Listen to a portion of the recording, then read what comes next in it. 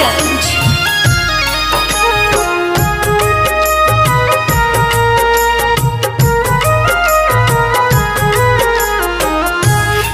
Doctor साहब कहे रउआ ना बुझाता, डॉक्टर साहब कहे रउआ ना बुझाता, देह में बेचैनी बढ़ल जाता, छाती चिर के दिल निकल दी दुखाता, छाती चिर के दिल निकल दी दुखाता।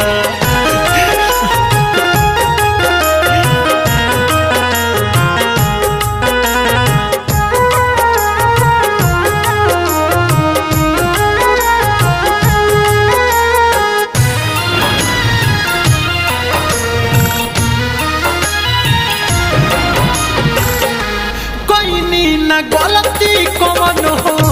तब हमके छोड़ दी हाली,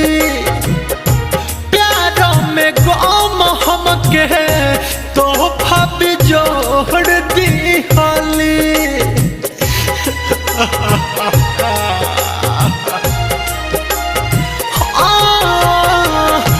कोई ना गलती कौन हो तब हमके छोड़ दी हाली, प्यारों में गम हमके तोहफा भी जोड़ दी हाली, कर कर के यहाँ दौन के बड़ी छटपटाता, कर कर के यहाँ दौन के बड़ी छटपटाता, छाती चिर के दिल निकल दी दुखाता, छाती चिर के दिल निकल दी दुखाता।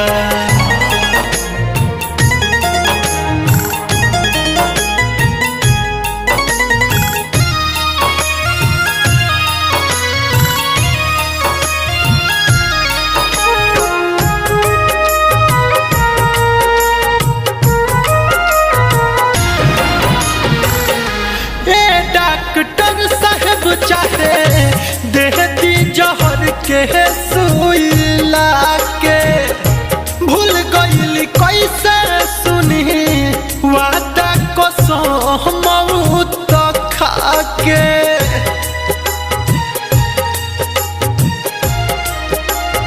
हो डॉक्टर साहब चाहे देहती जहर के सुई लाके, भूल गईली कैसे सुनी वादा कसम मौत खाके, ना जाने कैसन किस्मत लिखल विधाता, ना जाने कैसन किस्मत लिखल विधाता, छाती चिर के दिल निकल दी दुखाता, छाती चिर के दिल निकल दी दुखाता।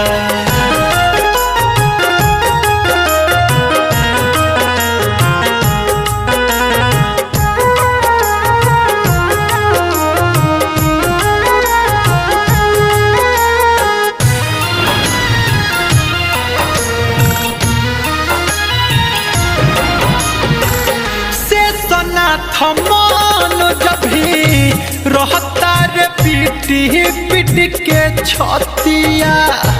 दीपक दीवाना के देखी के वही सन हलतिया,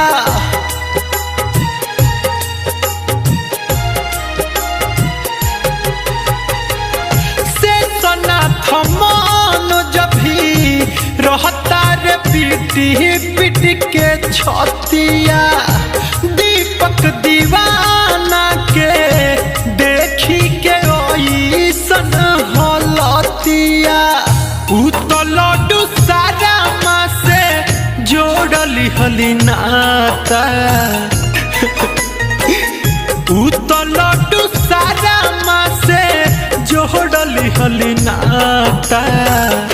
छाती चिर के दिल हवे निकाल दी दुखाता छाती चिर के दिल हवे निकाल दी दुखाता ए डॉक्टर साहब कहे रउआ ना बुझाता देह में बेचैनी बढ़ल जाता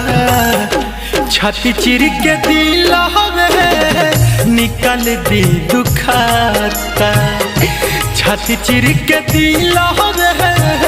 निकाल दी दुखाता।